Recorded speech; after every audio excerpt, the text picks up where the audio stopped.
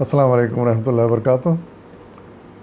آج کل ہم مطالعہ کر رہے ہیں اردو ڈائجسٹ کے ایک اہم مضمون کا یہ مئی 2016 کی اشاعت ہے، اور اس میں یہ مضمون حضرت خدیجۃ الکبریٰ رضی اللہ عنہا کے بارے میں ہے کہ آپ نے کتنا اہم رول ادا کیا حضور صلی اللہ علیہ وسلم کی زندگی میں، اسلام کے ابتدائی دور میں آپ نے کس طرح تعاون کیا حضور صلی اللہ علیہ وسلم کے ساتھ، اور ہم ہر معاملے میں آپ کی مدد کی اور ہر طرح آپ کو سہارا دیا، جو کہ اس وقت حضور صلی اللہ علیہ وسلم کو سخت ضرورت تھی، کیونکہ آپ تنہا اس کام کے لیے نکلے تھے۔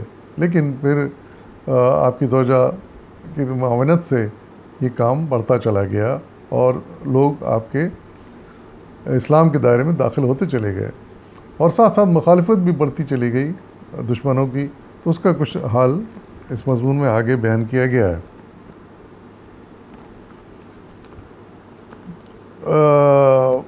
روایت اور سیرت کا پورا ریکارڈ اس عمر پر شاہد ہے کہ ذلیل سے ذلیل مخالف کو بھی مکے میں آپ کی خانگی اور ذاتی زندگی کے کسی پہلو سے متعلق کوئی بات کہنے کی جرات نہ ہوئی۔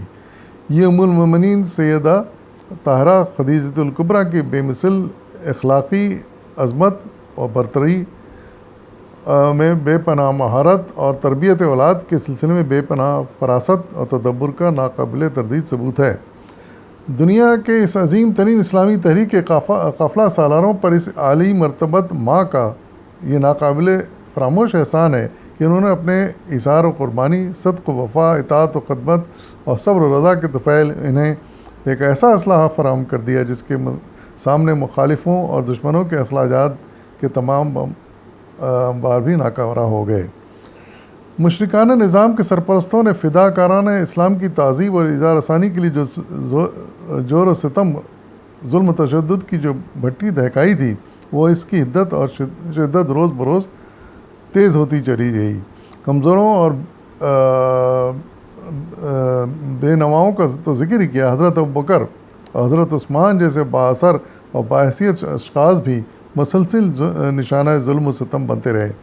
حضرت خباب، حضرت بلال، حضرت عمار، حضرت سمیہ، حضرت صہیب، حضرت ابو فکیہ، حضرت لبینہ، حضرت نبیرہ، حضرت مہدیہ، حضرت ام عبیس جیسے غلاموں اور کنیزوں کو جس بے دردی اور بے رحمی سے مارا پیٹا جاتا تھا، انہیں تکلیف اور دکھ پہنچانے کے لیے جو نئے نئے طریقے ایجاد کیے جاتے تھے، ان کے چیخنے، بلبلانے اور تڑپنے پر ظالم جس طرح فرط مسرت سے قہقہے لگاتے اور رقص کرتے تھے، اس دردناک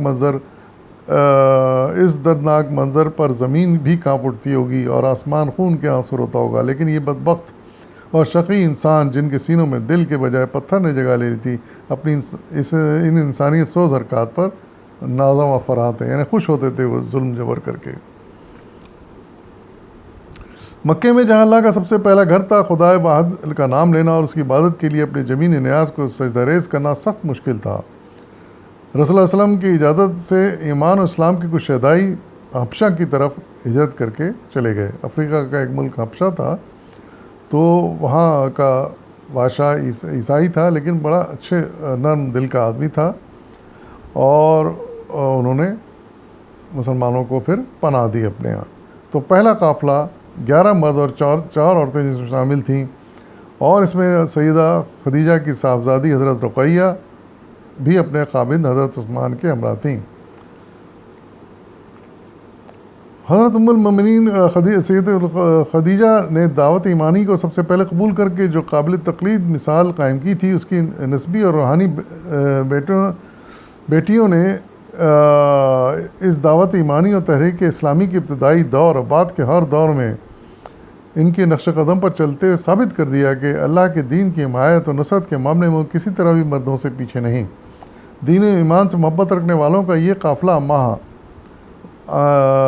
ماہ رجب عام الفیل 45 یعنی باس کے 5ویں سال مکے سے حبشہ کی طرف روانہ ہوا۔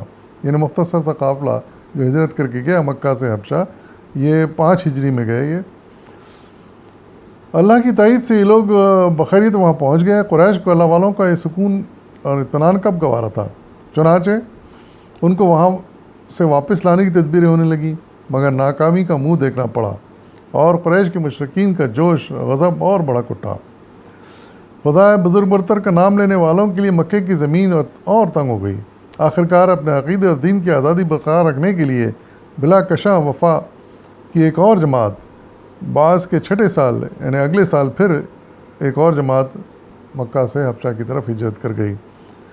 ابتدا میں اپنے کاروبار عزیز و اقارب چھوڑ کر حبشہ کی طرف روانہ ہو گئی۔ قریش نے اس ہجرت کو روکنے کی پوری کوشش کی، نکلنے والوں کو بہت تنگ کیا اور ان کے راستے میں سخت مشکلات پیدا کیں، لیکن ابن سعد کے مطابق 83 مرد اور 18 عورتیں حبشہ پہنچنے میں کامیاب ہو گئے۔ اللہ کی راہ میں سب کچھ قربان کر دینے والوں کے اس گروہ میں سیدہ خدیجہ کے قبیلے بنی اسد کے 4 بلند ہمت افراد شامل تھے۔ اس ہجرت سے یعنی دوسری ہجرت کے بعد مکہ کے ہر گھر میں کوہرام مچ گیا۔ قریش کا کوئی خاندان ایسا نہ تھا جس کا چشم و چراغ ان ہجرت والوں میں شامل نہ ہو، یعنی جو افراد کا قافلہ گیا تھا اس میں مرد بھی تھے، خواتین بھی تھیں، بچے بھی تھے۔ کسی کا بیٹا گیا تو کسی کا داماد، کسی کی بیٹی گئی تو کسی کی بہن اور کسی کا بھائی۔ سرداران قریش اور مشہور دشمنان اسلام کی جگر گوشے دین کی خاطر گھر بار چھوڑ کر نکل کھڑے ہوئے۔ اس واقعے سے بعض لوگ تو حق دشمنی میں اور سخت ہو گئے اور بعض کے دلوں پر اثر ہوا کہ وہ آخرکار حلقہ اسلام میں داخل ہو گئے۔ اہل قریش کی جالیت اس قدر برختہ ہوئی کہ انہوں نے ایک دستاویز تیار کی جس میں اللہ کی قسم کھا کر یہ عہد کیا گیا کہ جب تک بنی ہاشم اور بنی مطلب محمد صلی اللہ علیہ وسلم کو قتل کے لیے حوالے نہیں کرتے اس وقت تک ان سے میل جول، بیعہ، شادی، لین دین اور بول چال کا کوئی تعلق نہیں رکھا جائے گا۔ یعنی انہوں نے بائیکاٹ کر دیا صلی اللہ علیہ وسلم کے خاندان کا۔ قریش کے تمام خاندانوں کے سربراہوں نے اس دستاویز پر دستخط کر کے اس کی توثیق کی، یعنی باقی جو خاندان تھے انہوں نے سب نے مل کے یہ یعنی قسم کھائی کہ ان کو جب تک یہ حوالے نہیں کریں گے بنو ہاشم صلی اللہ علیہ وسلم کو یا قتل نہیں کریں گے ہم ان کا کوئی ساتھ نہیں دیں گے، ان سے تعاون نہیں کریں گے۔ یہ انہوں نے ایک معاہدہ کیا آپس میں۔ موسیٰ بن عقبہ کے بیان کے مطابق جب ابو طالب کو معلوم ہوا کہ اہل قریش حضور صلی اللہ علیہ وسلم کی جان کے در پہ ہیں تو آپ نے دونوں خاندانوں کے افراد جمع کیے اور ان سے کہا کہ آپ سب لوگ شعب ابی طالب میں چلے جائیں اور آخر وقت تک محمد صلی اللہ علیہ وسلم کی حفاظت کریں۔ چنانچہ ابو لہب کے سوا بنی ہاشم اور بنو مطلب کے سارے مسلم اور غیر مسلم اشخاص گھاٹی میں جمع ہو گئے۔ یعنی تنگا کوئی اور صورت نہیں دیکھی پھر صلی اللہ علیہ وسلم اور آپ کے افراد خاندان نے، تو مجبور ہو گئے کہ وہ مکہ سے چھوڑ کر شعب ابی طالب ایک گھاٹی تھی یا وادی کہہ لیں پہاڑوں کے دامن میں جو مکے سے دور تھی، تو وہاں وہ جا کے پھر بس گئے۔ قریش نے اپنی تیار کردہ متفقہ دستاویز نہایت محفوظ طریقے سے حرم شریف میں رکھ دی اور صلی اللہ علیہ وسلم کے ساتھیوں کا مقاطعہ یا بائیکاٹ پوری شدت سے شروع کر دیا۔ یہ ناکہ بندی اتنی کڑی تھی کہ کھانے پینے اور ضروریات کی زندگی کی کوئی چیز باہر سے گھاٹی میں نہ جا سکتی تھی، یعنی کھانے پینے کی چیزوں تک کو انہوں نے بند کر دیا وہاں پہنچنا۔ محاصرے کی اس بے پناہ سختیوں نے محاصرین کے لیے نہایت پریشان کن اور ہولناک حالات پیدا کر دی۔ اس کا اندازہ حضرت سعد بن ابی وقاص کے اس بیان سے ہوتا ہے جو روز الالف میں درج ہے۔ وہ فرماتے ہیں ایک دفعہ رات کو سوکھا ہوا چمڑا ہاتھ آ گیا، میں نے اسے پانی سے دھویا اور آگ پر بھونا اور پانی میں ملا کر کھایا۔ اندازہ لگائیے آپ، سوکھا ہوا چمڑا بیچارے بھیگو کے کھانے پہ مجبور ہو گئے۔ ایک اور بھی واقعہ آتا ہے کہ ایک صحابی نے کہا بھوک کے مارے ان کا برا حال تھا، تو انہوں نے صلی اللہ علیہ وسلم سے ذکر کیا اور اپنا پیٹ پر سے کپڑا ہٹا کے بتایا کہ دیکھیے میں بھوک برداشت نہیں ہوئی تو میں نے پتھر باندھ لیا اپنے پیٹ پہ۔ تو اس کے جواب میں پھر حضور صلی اللہ علیہ وسلم نے اپنی قمیض اٹھا کے دکھایا کہ میں نے 2 پتھر باندھے ہیں پیٹ کے اوپر، میرا بھی بھوک سے برا حال ہے۔ تو اعوذ باللہ کیسی ظلم کیا انہوں نے۔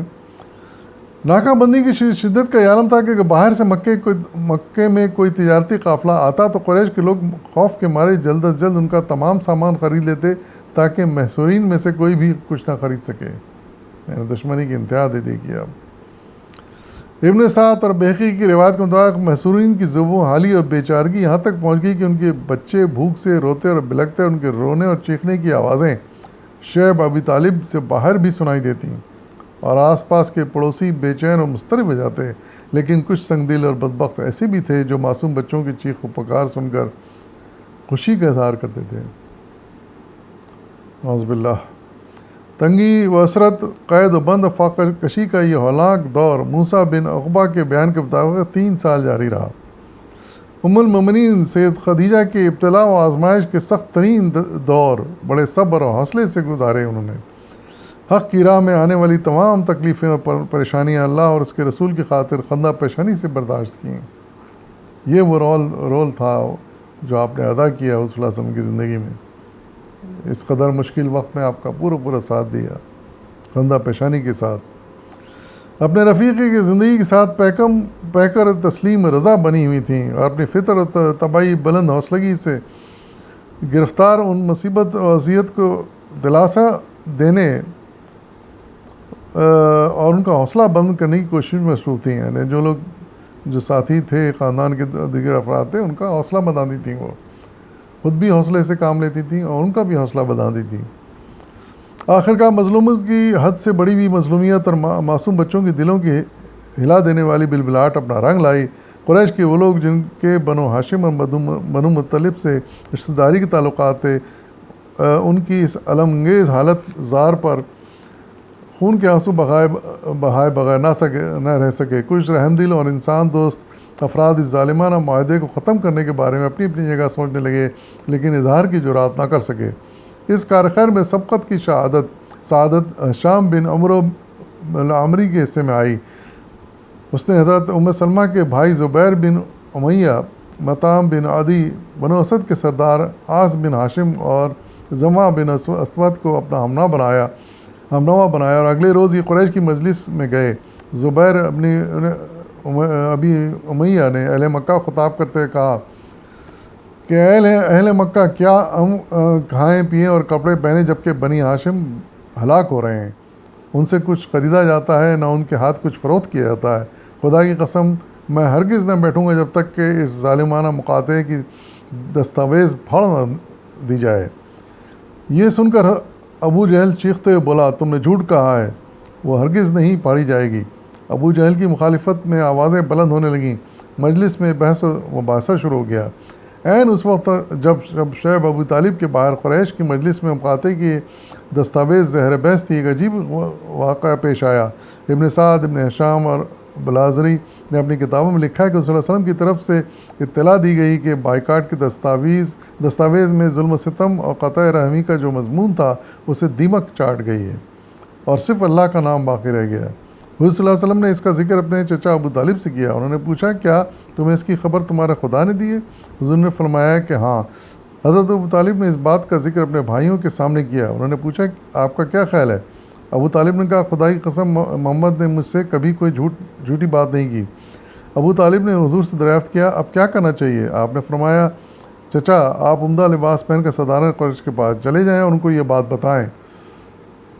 حضرت ابو طالب اپنے چند ساتھیوں کے ہمراہ اس مجلس میں پہنچے جہاں قریش کے دانا و بینا اس دستاویز کے معاملے میں پر غور کر رہے تھے۔ ابو طالب کے آتے ہی دیکھ کر اہل مجلس نے خوشی کا اظہار کیا اور آمد کی وجہ پوچھی۔